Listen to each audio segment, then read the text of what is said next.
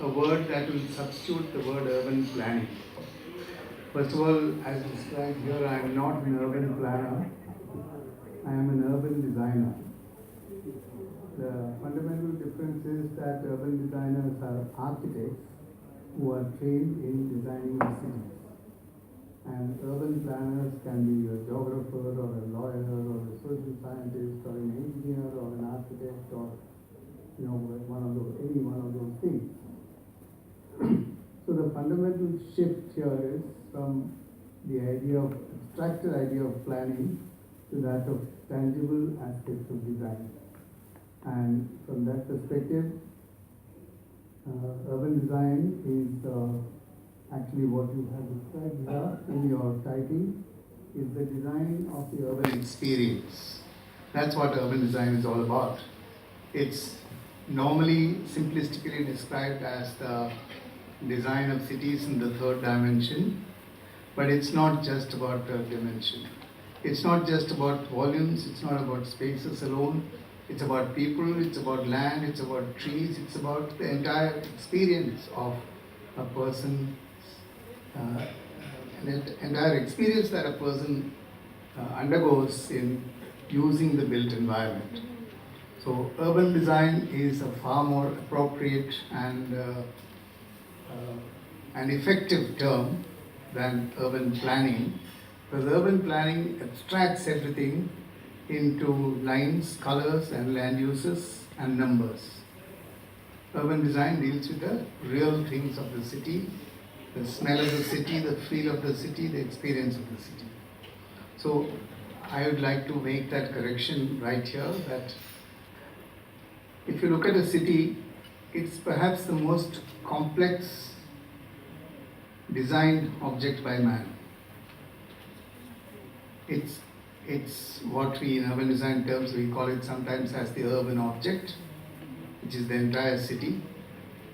It's not about different components of the city, it's about the components and the structure of those components, how they together provide a holistic physical environment that's experienced by human beings. So the term urban design implies a lived-in kind of experience of the city, whereas urban planning deals with abstractions. I'm not saying that urban planning is not required. Urban planning is very much required. It's required for us to understand the problem before it becomes an emergency. It is required to tell us what should not be done. They fail to recognize the city as a designed entity, as an entity which actually provides an experience and is also experienced by its users.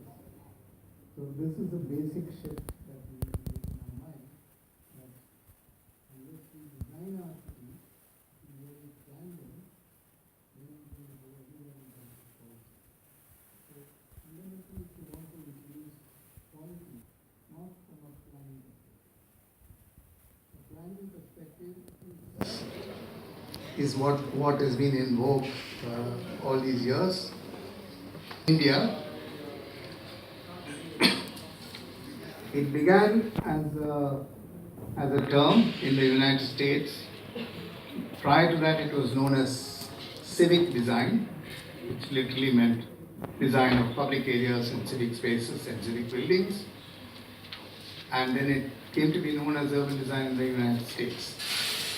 It was back in 1959 that a first urban design conference was organized in Harvard by a very famous man called Louis Sert, who is a well-known designer who worked closely with Walter Gropius of the Bauhaus movement.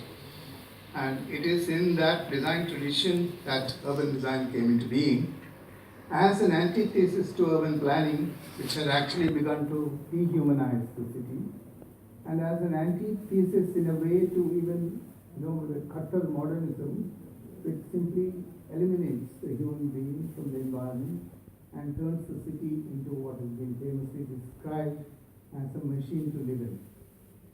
So this concept, because of the frugality that the machines have, that it has no plan, it has to work very well together, and it should be brought to its minimum content for it to be able to function well. That's how a machine is looked at.